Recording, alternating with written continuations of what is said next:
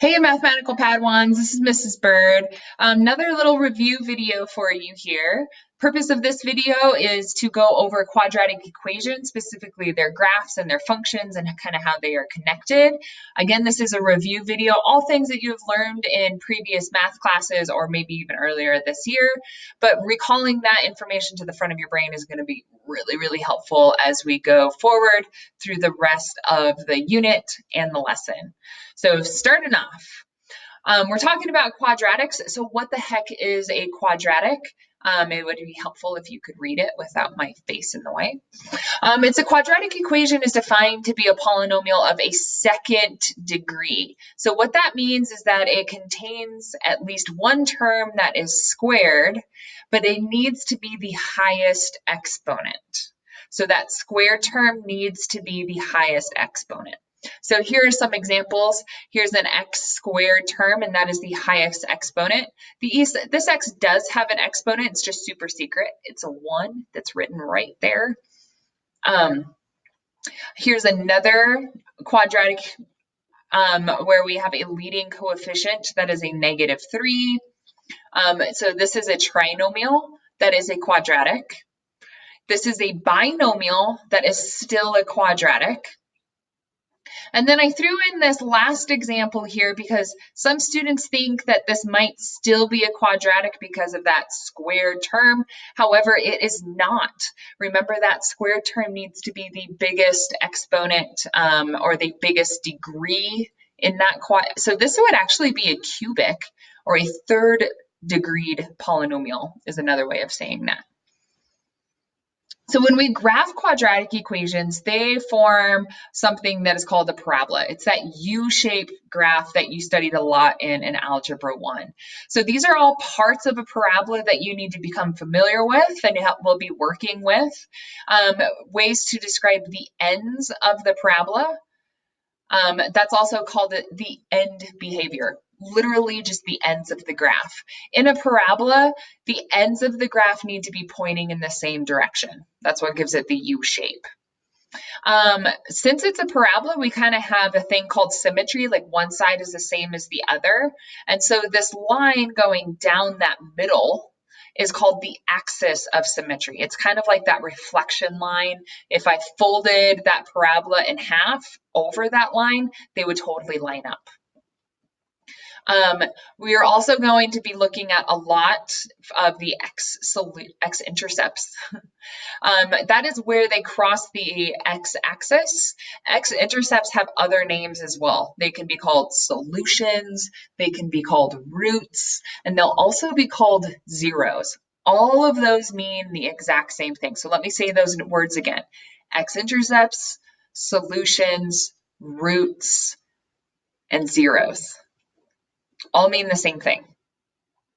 Y-intercept, especially if you're given a graph, pretty easy to find because it's where it crosses the y-axis.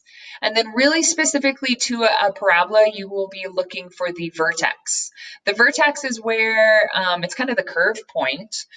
In this case, it is a minimum for a vertex. It's the very bottom of that parabola. But then sometimes it's going to be a maximum when that parabola can be turned upside down. So looking at a few different functions will obviously give us different parabolas. So I wanted to give you a few examples here. So here in our first example of g of x, I actually gave this quadratic to you in a factored form. Now I did that because you should be able to recognize that if you were to distribute 2x times that 3x or kind of FOIL that out, you should be seeing the quadratic equation or the quadratic degree, the exponent of 2. 2x times 3x would give me a 6x squared, and it's that squared part that defines it to be a quadratic. In this case, this would be what I just call a smiley-faced parabola. The ends of the graph are both pointing up.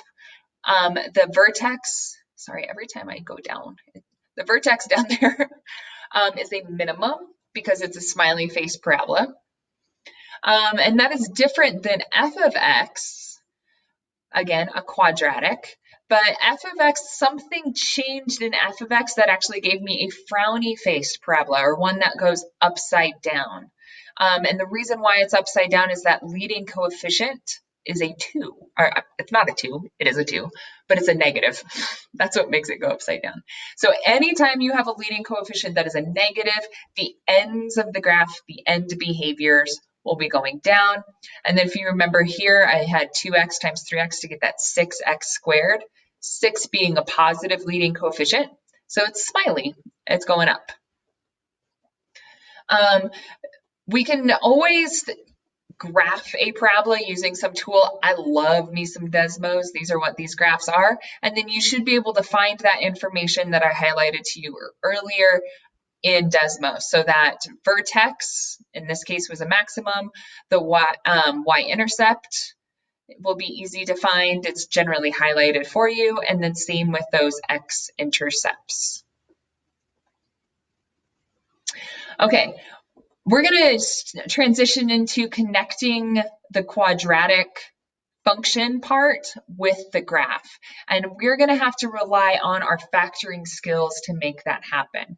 So we have a quadratic, and we should feel very, very comfortable in factoring any quadratic.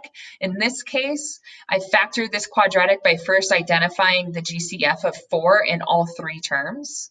And then I was able to factor the remaining quadratic into these 2 factors of x plus 5 and x plus 4. So why I did that is I want us to see if we can find the connection between the factored form of that quadratic and the parabola.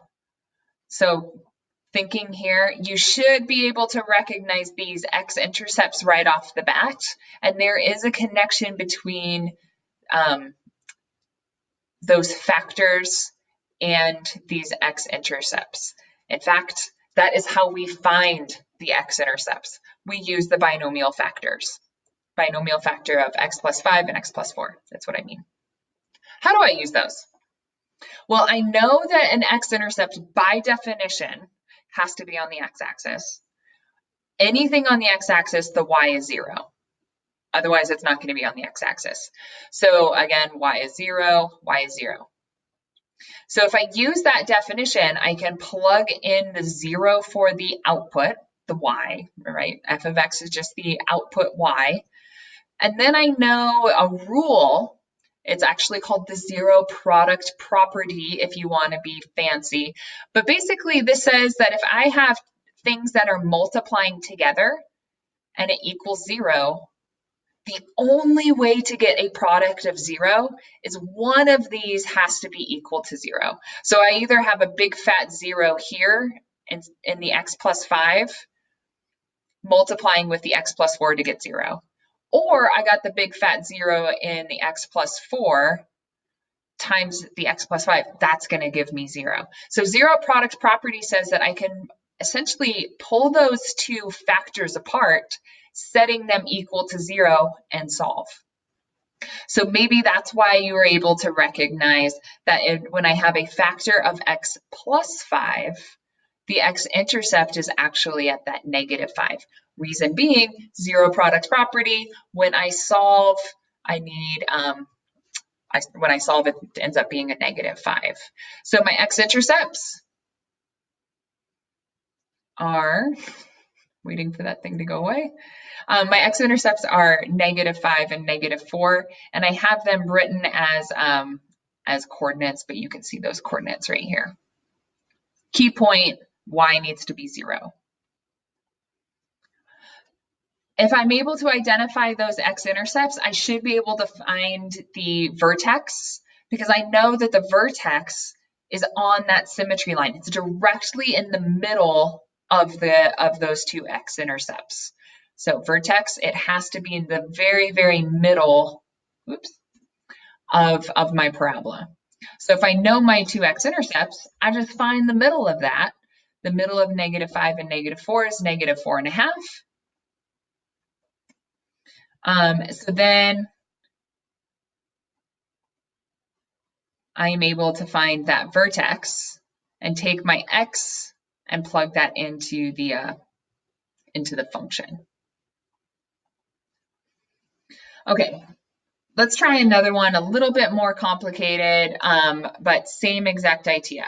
I'm given this function f of x, and then this time I made it a little bit more complicated. We're asked to graph. So remember, key points of a parabola that I need to be able to graph are x-intercepts, the vertex, and I want to keep the idea of the ends of the graph or the end behavior in mind. So the first thing that I notice is that my leading coefficient is a negative. So that means that I'm picturing a parabola, but an upside down parabola. My ends of the graph are pointing down. So at least I have an idea, but now I need a little bit more detail. The detail is going to come from those x-intercepts, the vertex.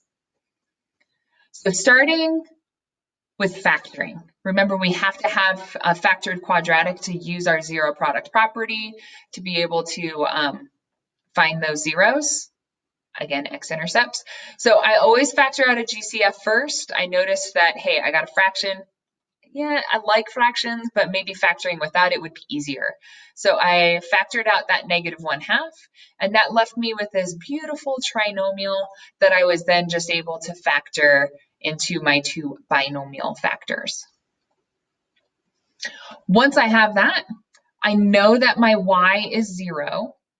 That's my definition of an x-intercept. So I set the output equal to 0. And then I'm able to separate out those two factors because of that zero product property and solve for the x-intercepts. This thing is always in the way. But the x-intercepts being x equaling 8 and x equaling -4. I have it right here. So x equaling 8, x equaling -4. So I found a little bit more information about that quadratic. Now I need to find the vertex. I know that the vertex has to be directly in the middle. So some of us might be able to like just kind of know what is in the middle of 8 and -4. Maybe you can visualize the number line and kind of find the middle. If not, no big deal, just average them. Add those two numbers together, divide it by 2. So 8 plus my -4, again, I'm getting those from my x-intercepts, is 4. Divide that by 2 is 2. So I know that my vertex has to be on that vertical line called the axis of symmetry at x equaling 2. That's the line that cuts my parabola in half. So then I need to find my vertex using that x value. F of 2, I evaluate that function at 2 to get 18. So that means that my vertex is at 2, 18. Okay, marrying all of that information together, I was given a standard form quadratic. I pictured it as a frowny face pointing down, so that makes sense to me that when graphed in Desmos, it would look like this. I factored it, used my zero product property, and was able to find my two x-intercepts. I know the middle of those two x-intercepts is something called the axis of symmetry that cuts that parabola directly in half. And I know my vertex is on that axis of symmetry, so using that x value, input it in to find that, in this case, a maximum value, that vertex, it's high, so it's a maximum, at 218. Okay, so the main takeaway of this video was to remind you about the connection between factoring quadratics and then the graphs of quadratics, specifically about the x-intercepts and the vertex. As always, if I can answer any questions, please reach out to me. Otherwise, have a great day.